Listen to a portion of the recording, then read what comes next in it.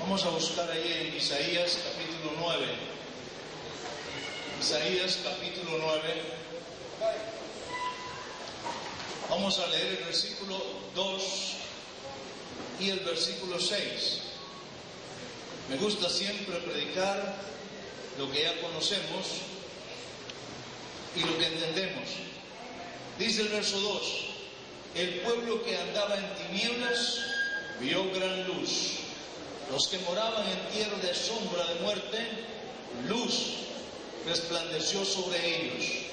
Dice el verso 6: porque un niño nos es nacido, hijo nos es dado, y el principado sobre su hombro, y se llamará su nombre, admirable, consejero, Dios fuerte, Padre eterno, príncipe de paz.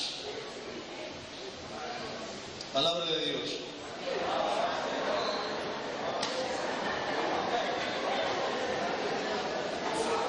Vamos a hablar en esta hora sobre Jesucristo, el incomparable. Lo que sabemos de la vida de Jesús es lo que nos relatan los escritores del Evangelio: Mateo, Marcos, Lucas y Juan. Pero es necesario tener en mente que la persona que vemos nacer y la persona que vemos aquí servir, lo vemos sufrir y lo vemos morir en las páginas del Evangelio, no simplemente es un hombre, es Dios manifestado en carne, el que es desde el principio y tiene todo el principado. Él fue despreciado, abofeteado, escupido, crucificado. Él es el creador de todo.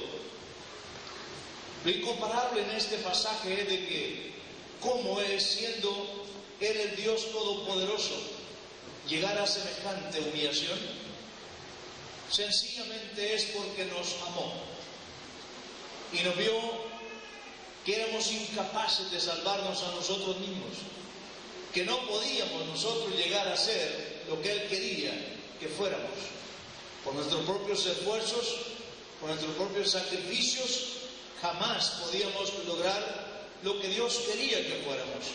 Entonces, Él proveyó todo para que ahora podamos llegar a esa voluntad divina. Por tanto, el que vemos aquí hecho maldición por nosotros es la imagen del Dios invisible. Lo visible que podía verse en lo humano de Jesús, eso es lo invisible de Dios que fue manifiesto. El mensaje del profeta Isaías, que se conoce como el profeta mesiánico, el profeta que pudo hablar de Jesús en una forma tan clara en el Antiguo Testamento, más de 700 años antes de que Él naciera, pudo ver a la mujer que lo daría a luz, cómo Él sería concebido, vio al niño nacer, también lo vio sufrir, lo vio llegar hasta el Calvario, lo vio ser sepultado y también lo ve regresando a recoger la cosecha de su trabajo. ¿Cómo lo pudo ver? Con el ente divino, con el ojo de Dios. Decir, Dios abrió las páginas que tenía del programa trazado que Dios haría en Jesús. Se lo dio a conocer a este profeta Isaías. El profeta habló de su aparición al mundo y él dice: porque un niño nos es nacido, hijo nos es dado, y se llamará su nombre, admirable, consejero, Dios fuerte, Padre eterno y príncipe de paz. ¿Qué es lo que produce admiración de nosotros en Jesús? Todo lo que es Él. Cuando nosotros vemos desde su nacimiento fue perseguido, Y lo vemos en su ministerio haciendo milagros extraordinarios, abriéndole los ojos a los ciegos, abriendo los oídos de los sordos, levantando paralíticos, limpiando leprosos y hasta resucitando muertos. Eso es lo admirable que podemos ver en Él. Y nadie podía hacerlo, sino solamente el Dios Todopoderoso. ¿Qué es lo que usted y yo admiramos en Jesús? En primer lugar, una obra que ha hecho en nuestras vidas, que de ninguna manera podíamos conseguirlo por otro medio. Yo sé que al Evangelio venía mucha gente que ha buscado por una y otra forma de regenerarse y jamás lo puede hacer por su propia fuerza. Solamente el Señor es que puede transformar la vida del hombre y la mujer para que puedan vivir de acuerdo a la voluntad del Señor. El Creador llegó a ser lo que el mundo jamás podría creer. Ese Dios todopoderoso, ese Dios que está siempre sobre todo, es el Rey de todo el universo. Dice la palabra de Dios que Él tiene millones de ángeles, arcángeles, querubines, serafines, que le alaban y le obedecen. ¿Por qué busca al hombre? ¿Por qué busca a la mujer? Si nada tenemos. ¿Cuál ha sido el interés de Dios de buscarnos? Ha sido movido por compasión. Y la palabra compasión significa lástima. Es decir, nos vio con lástima al ver que sentíamos necesidad de Dios, al ver también tantas dolencias y enfermedades que hemos sufrido. ¿Quién podía ayudarnos?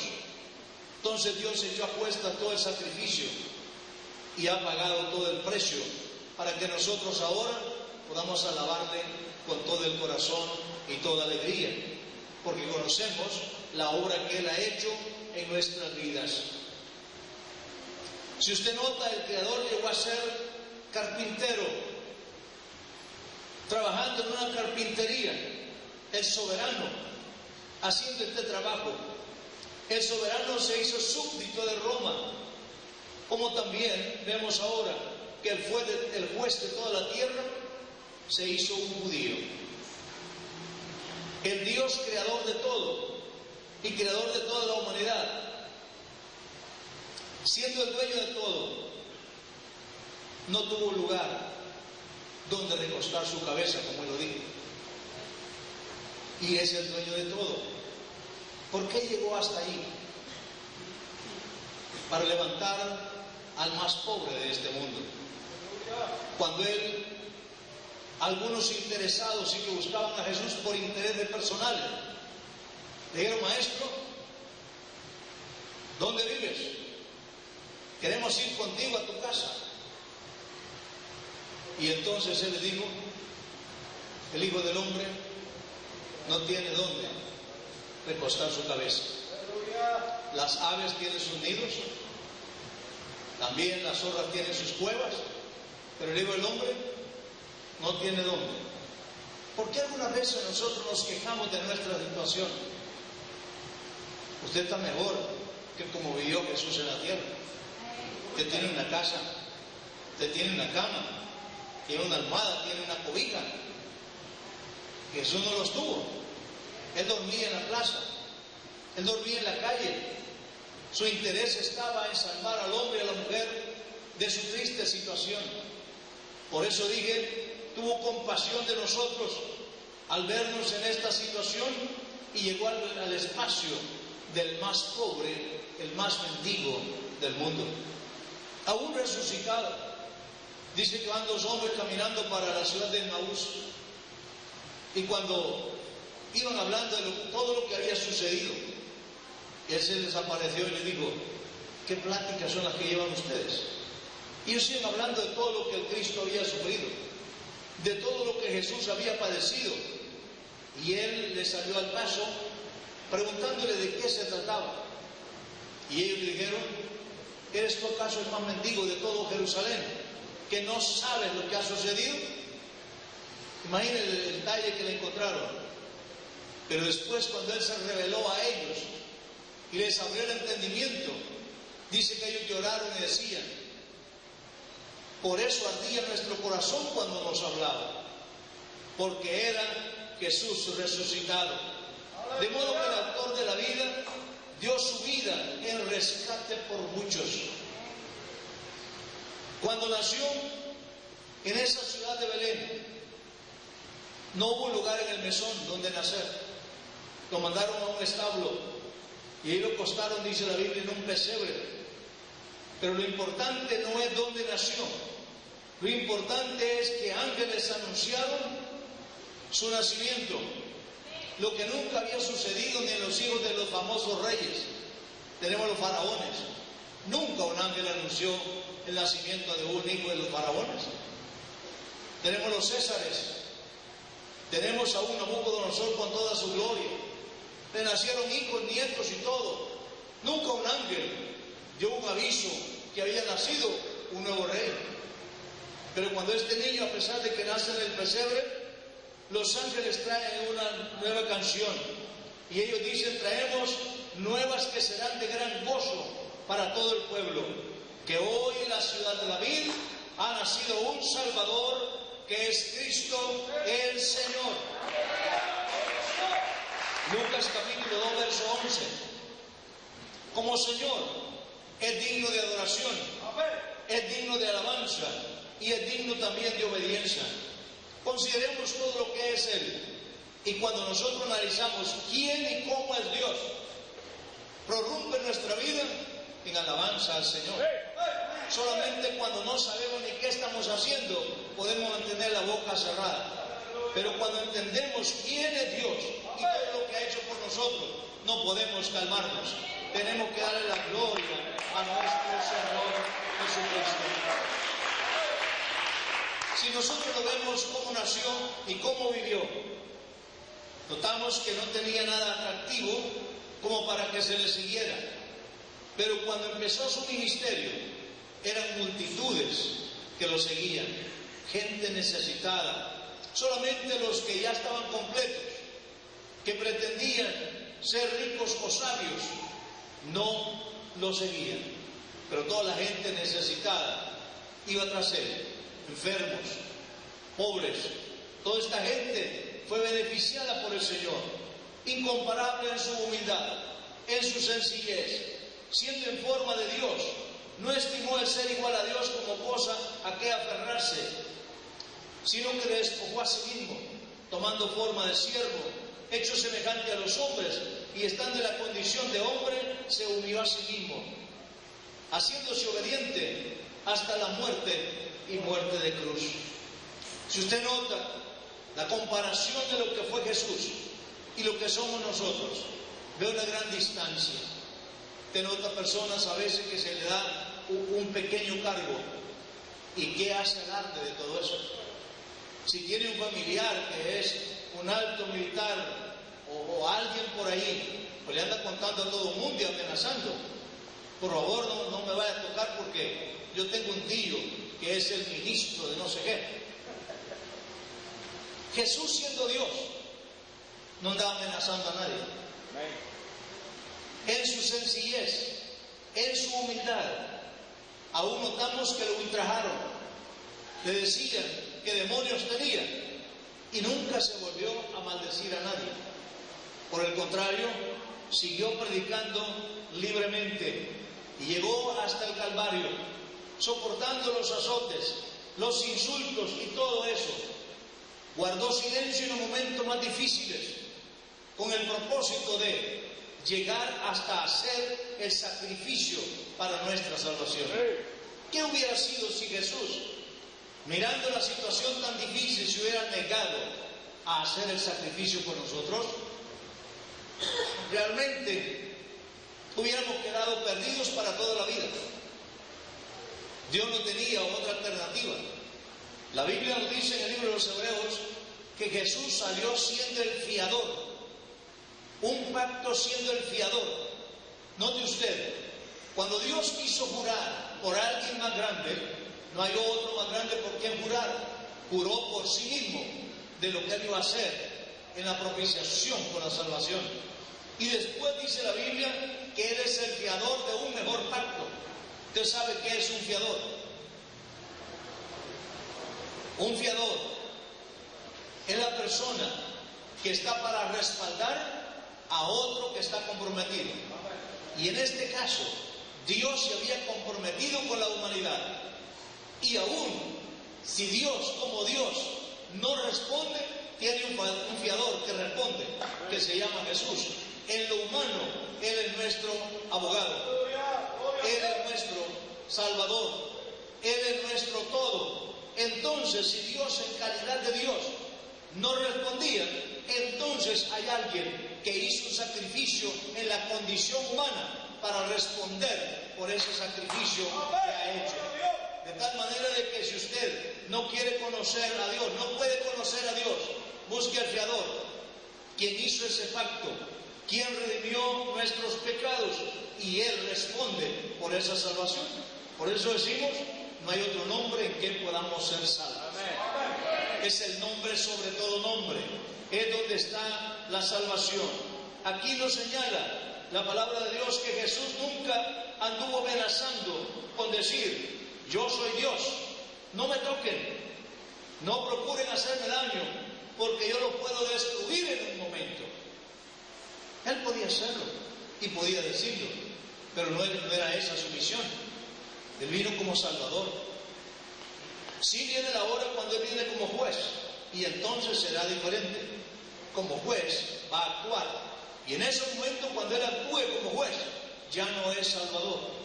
Por eso el plan de Dios va por etapas. Si Él vino para redimirnos, Él tomó ese terrible camino, soportó todo, porque está en calidad de Salvador. Y hasta el día de hoy, ese oficio no lo ha terminado. Continúa siendo todavía nuestro Salvador. Por eso la puerta no se ha cerrado. Hombres y mujeres de todas partes, de todo el mundo, tienen salvación en Jesús todavía. Yo quiero decirle gracias a Dios por eso. Porque fue así como nosotros logramos entrar a esta puerta hermosa, donde encontrarnos con un Dios todopoderoso. Yo estoy contento con mi Dios. Amén. ¿Usted está satisfecho con su Dios? Usted no necesita estar llevando otro Dios colgado en el cuello. No necesita andar llevando una cruz en el pecho. No necesita andar llevando otro o tener otros dioses en la casa, porque estamos satisfechos con el que tenemos. Este Dios todopoderoso, gracias damos al Señor por esa salvación que nos ha dado. Y lo más hermoso, que no nos pide que le estemos pagando, ni por cuotas, ni en su totalidad. Lo que Él pide nada más es obediencia. En primer lugar, cuando el hombre renuncia a su tipo de vida y a las cosas de este mundo y hace una entrega al Señor Jesucristo y viene para ser bautizado, esa es una prueba de su fe, de su creencia en Dios. Hay personas que han pasado aquí, muchas personas han pasado. Oramos por ellos y le preguntamos: ¿desea ser bautizado? Y está en la vuelta y dice: no, hoy no, más después. Pero si le preguntamos: ¿usted cree lo que está haciendo? Dice: sí, lo creo. Pero esa fe es vana, porque la fe, o lo que creemos, también la base es la obediencia. Si nosotros nos sometemos a la obediencia a la palabra, es entonces la verdadera señal cuando nosotros hemos creído a la palabra que se nos ha predicado. Hemos entendido lo que Dios ha hecho por nosotros. Es entonces cuando nosotros entramos al plan de obediencia. De ahí para allá, suéltese en las manos de Dios, que Él lo va a llevar por el camino correcto. Va a tener luchas, va a tener pruebas, pero hay un Dios que lo respalda. Hay un Dios que está para ayudarle. Yo no sé cómo la gente, hermano, vive sin Dios en el mundo. Todavía es un milagro. ¿Cómo puede vivir sin tener a quien orar, a quien pedirle sus aprietos? Por eso es que los hospitales están tan llenos de tanta gente. Las cárceles están llenas de tanta gente. Los psiquiátricos están llenos de tanta gente. Los cementerios están llenos completamente. ¿Por qué? La gente que vive sin Dios. Ahí va a parar a esos lugares. Pero los que tienen un Dios todopoderoso, confían en Él, esperan en Él, y Él es quien nos saca de todos los apuros de la vida. Por eso repito, ¿quién como nuestro Dios? Nuestro Dios es grande en misericordia, es grande en bondad. Él sufrió todo, y todo lo que Él hizo, lo hizo para nuestra salvación. Algo maravilloso, que este Dios creador, imagínense Él mismo crear ese árbol donde Él fue crucificado. Él mismo creó esa roca donde se abrió esa tumba para ir y ser sepultado. Él mismo creó también aquel pollino donde Él fue montado para cumplir la palabra del Señor entrando a Jerusalén. Por eso la Biblia nos dice que Él prestó ese pollino, no lo compró, porque Él lo sabía que era solo para un momento. La tumba tampoco la compró, porque no la necesitaba para todo el tiempo, solamente para 3 días y 3 noches. Dice, fue sepultado en una tumba prestada, porque era para un rato nada más, solamente para hacer el sacrificio. Y nosotros ahora, cuando venimos para ser bautizados en su nombre, es entonces cuando también nos pasamos por ese mismo momento donde Jesús en nuestro lugar entró a la tumba y salió de la tumba en vida nueva, victoriosa. Cuando nosotros venimos para ser bautizados en el nombre de Jesús, es señal de esa tumba donde Jesús fue sepultado. Pero cuando salimos de las aguas, salimos con una nueva esperanza, con una vida nueva. Dice Romanos capítulo 6, verso 4, que salimos de las aguas para andar en una vida nueva. De tal manera de que en ese símbolo del bautismo y de la sepultura de Jesús nos muestra el plan de salvación que Dios tiene trazado. Mucha gente solo piensa que levantando la mano eso es suficiente. Son tradiciones y teorías de la gente. Dios tiene un plan muy definido, muy importante y basado en una realidad. El nacimiento y la vida espiritual se asemeja mucho con la vida física. Usted sabe que nosotros primero tenemos un engendro, o somos engendrados, luego después pasamos un tiempo, nacemos, y entonces tenemos que mostrar que venimos con vida, y empezamos a tener una vida de desarrollo. Nuestra vida espiritual es lo mismo, tenemos que ser engendrados por la palabra del Señor. Dios engendra esa fe en nuestra vida, y creemos a lo que Dios dice. De tal manera que cuando nosotros venimos y creemos y hacemos esa confesión de fe, es porque la palabra ya ha hecho un efecto en nuestra vida. Es porque el Señor ya ha obrado en nuestro corazón. Es porque el Señor ya ha tocado nuestra vida. La palabra de Dios ha tocado nuestro ser. Y entonces, cuando venimos a las aguas, nacemos. Pero ya fuimos engendrados por la palabra. Si usted esta tarde está sintiendo el toque de Dios en su vida, a través de la palabra que le voy predicando, es porque el Espíritu Santo está tratando con usted. Es porque Dios lo está tocando a usted. Y Jesús dijo, toda planta que mi Padre no sembró será desarraigada. ¿Cuál es esa planta que el Espíritu Santo siembra? Es cuando Él mismo trata con su propia vida y le está hablando a su pensamiento, le está hablando a su mente y le está diciendo, eso es lo correcto, eso debes hacer, esto es lo que te conviene para vida eterna. Cuando la persona viene, no viene convencida por lo que dijo el predicador, es porque Dios ha obrado internamente en su corazón y ahora viene con obediencia. Pero quiero también decirle, no crean que eso va a permanecer toda la vida. Dios no toca todo el tiempo. Dios muchas veces da 3 oportunidades a la persona. Y si no obedece en esos tiempos, después Dios lo abandona. Y después quisiera sentir el deseo de hacerlo y no lo siente. Porque la Biblia dice en Génesis 6, no contendrá mi espíritu para siempre con el hombre, porque el hombre es carne. Y como carne, se niega a la obediencia. Pero cuando la persona le obedece al Señor, Dios sigue bendiciéndolo de una manera especial por esa obediencia que tiene al Señor.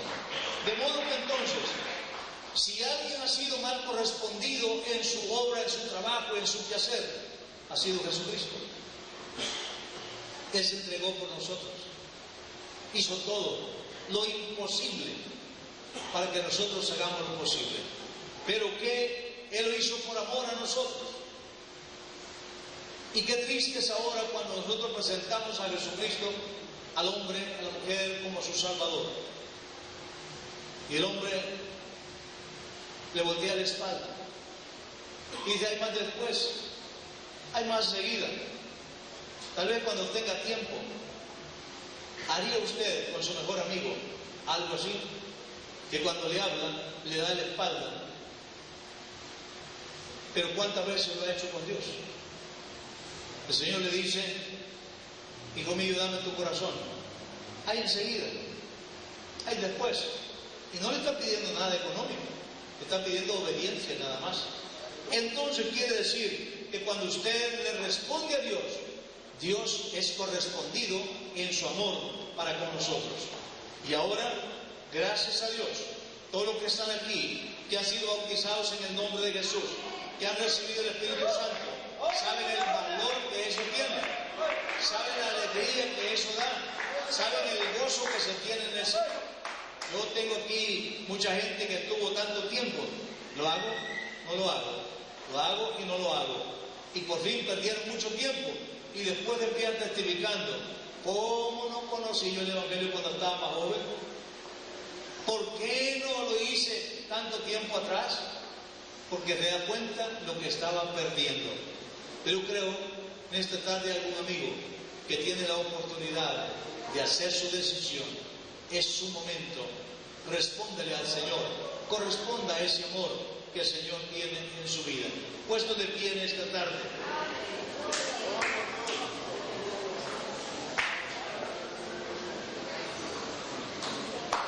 Quiero invitar a una persona que tiene necesidad de Dios. No simplemente que quiere ser parte de esta congregación, eso será enseguida. Pero lo primero es que tiene necesidad de Dios. El ser humano de por sí es un pecador y lo sabe. Ahora, yo no le digo ni vengo para decirle que usted es un pecador, usted ya lo sabe. Lo que vengo a decirle es la solución. Jesucristo es la respuesta para este tipo de vida que lleva. Él es quien lo puede cambiar. Él puede transformar su vida. Y no hay vida más feliz que es caminar con Dios. Esa es la vida más feliz que podemos encontrar. Como predicaba por la mañana, puede ser que no tenemos dinero, no tenemos bienes de este mundo, pero somos felices en el Señor Jesucristo, porque Él ha cambiado nuestra vida. Alguien que quiere entregar su vida a Jesús, quiere responderle, decirle, Señor, tú hiciste todo eso por mí, ahora yo voy a hacer lo menos, pero voy a entregar mi vida a ti. Gracias por esa obra que está haciendo. Y una mujer que quiere empezar con el Señor, magnífico, buena decisión, buen momento, porque el Señor te necesita. Y un hombre también. Pero bueno, pueden arrodillarse por favor, doblen su rodilla delante del Señor, diciéndole, Señor, quebranto mi corazón delante de ti, quebranto mi corazón delante de ti. La Biblia dice, toda rodilla debe doblarse ante el Señor. Y no es simplemente que todas las veces que va a orar se arrodille, pero sí es bueno que alguna vez lo haga en señal de obediencia a nuestro Dios. La rodilla que se dobla debe permanecer así, aunque esté de pie, permanecerá de rodillas delante de Dios, porque lo ha reconocido como su Señor, como su Dios. Hay otra persona más que necesita ese perdón, que necesita salvación, que necesita ese compañerismo con Dios. Yo le digo, no lo va a encontrar en otro lugar. Aquí está el Señor Jesucristo. Puede ser que usted busque un lugar que sea de más lujo, donde haya gente más rica. Dios no está ahí. Dios está donde están aquellos que tienen un corazón dispuesto para servir al Señor. Quiero decirle, yo no necesito engañarlo porque yo soy responsable del destino eterno de la salva de la persona. Y lo que quiero es que usted reciba salvación y no simplemente que haya un buen lugar para congregarse, sino que usted tenga una experiencia personal con Dios, una experiencia personal. Y aquí está el lugar. Esta gente que usted ve aquí, que alaba a Dios con todo su corazón, han tenido una experiencia con Dios, han sentido a Dios, están sintiendo a Dios en su vida, están satisfechos porque Dios ha tocado su vida.